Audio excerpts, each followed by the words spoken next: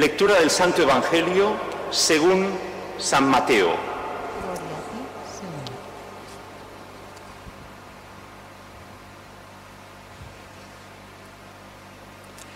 Después de que la gente se hubo saciado, Jesús se apremió a sus discípulos a que subieran a la barca y se adelantaran a la otra orilla, mientras Él despedía a la gente.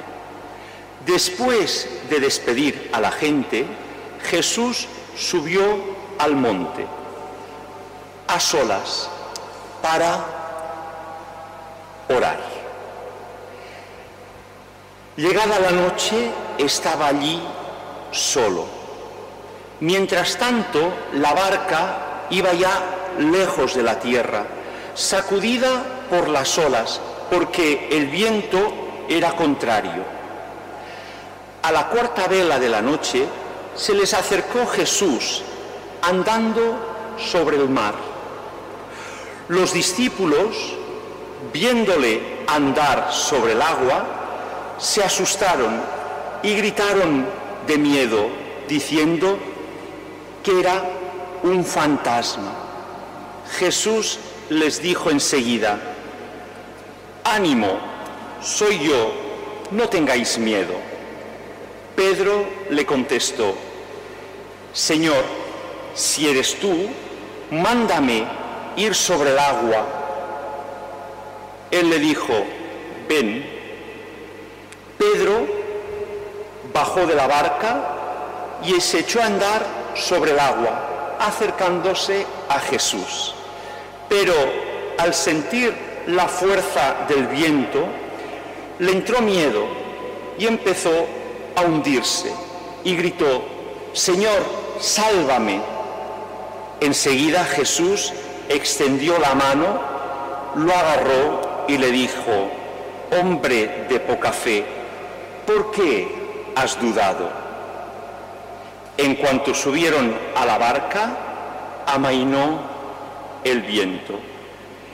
Y los de la barca se postraron ante él diciendo: «Realmente eres el Hijo de Dios». Palabra del Señor. Gloria a ti, Señor Jesús.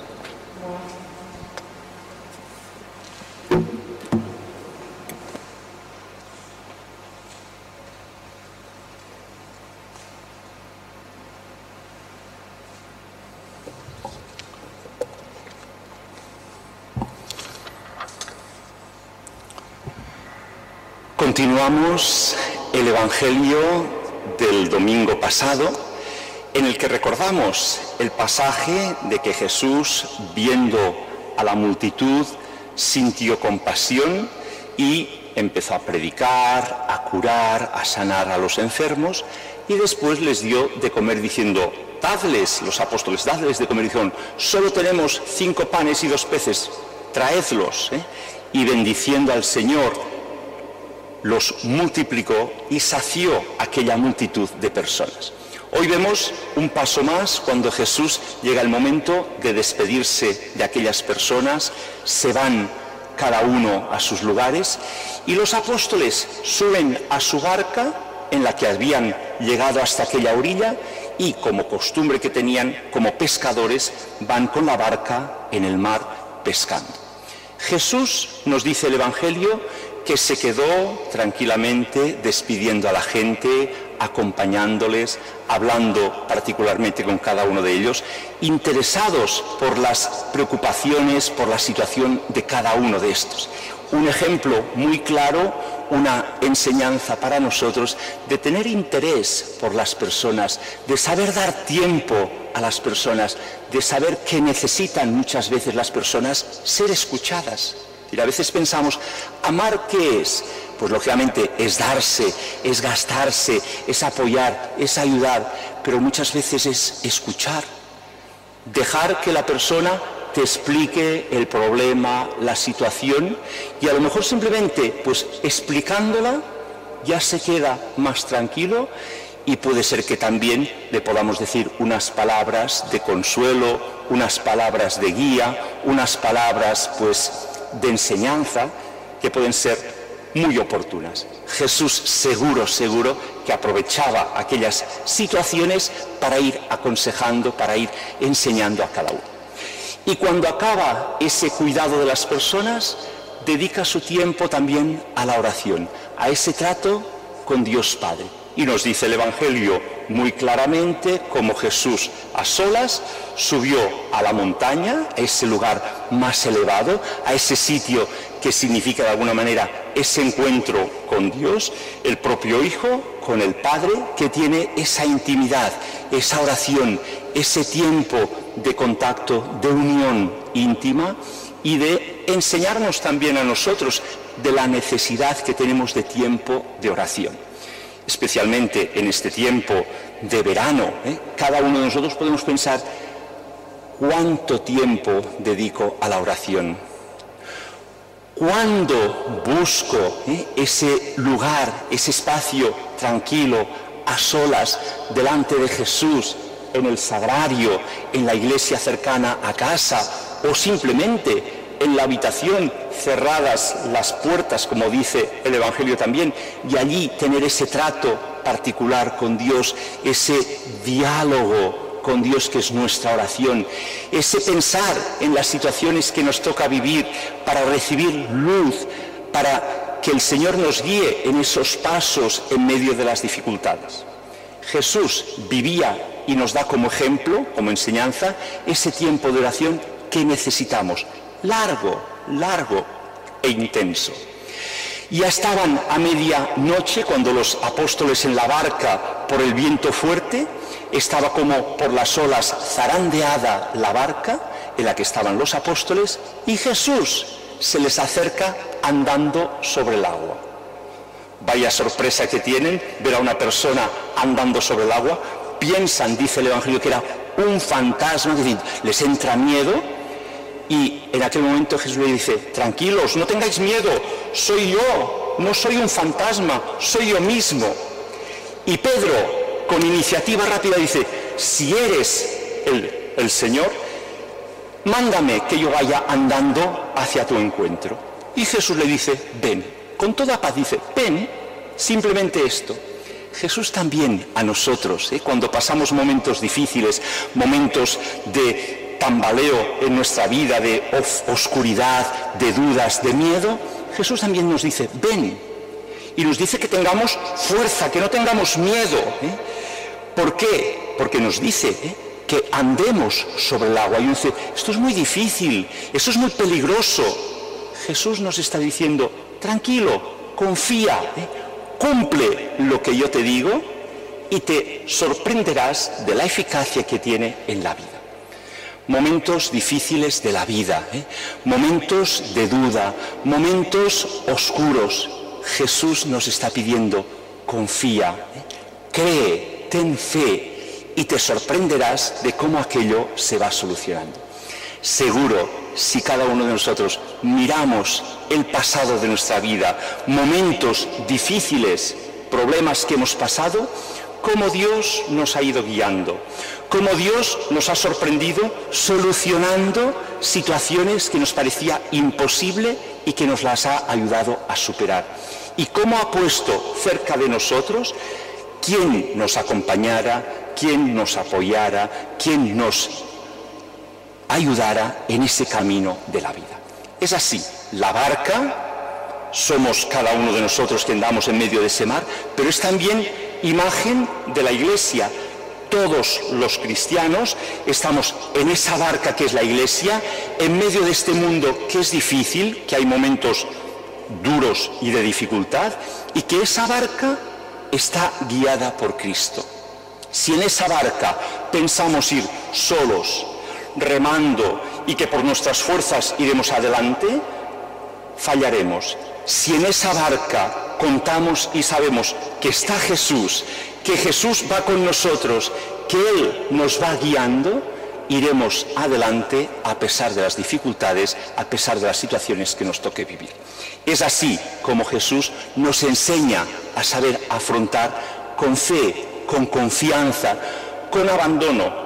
Es muy fácil decir la palabra confianza, pero ¿qué significa de verdad dejar las cosas, las preocupaciones, los programas, todos nuestros objetivos en las manos de Dios?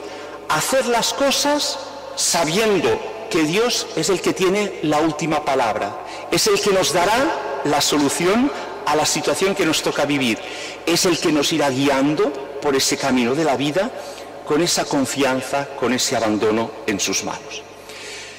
Qué lástima que a veces nosotros dudamos, tenemos miedo y que Jesús nos dice, igual que a Pedro, qué poca fe. ¿Pero por qué? ¿Por qué dudas? ¿Por qué tienes falta de fe? Confía de verdad en mí.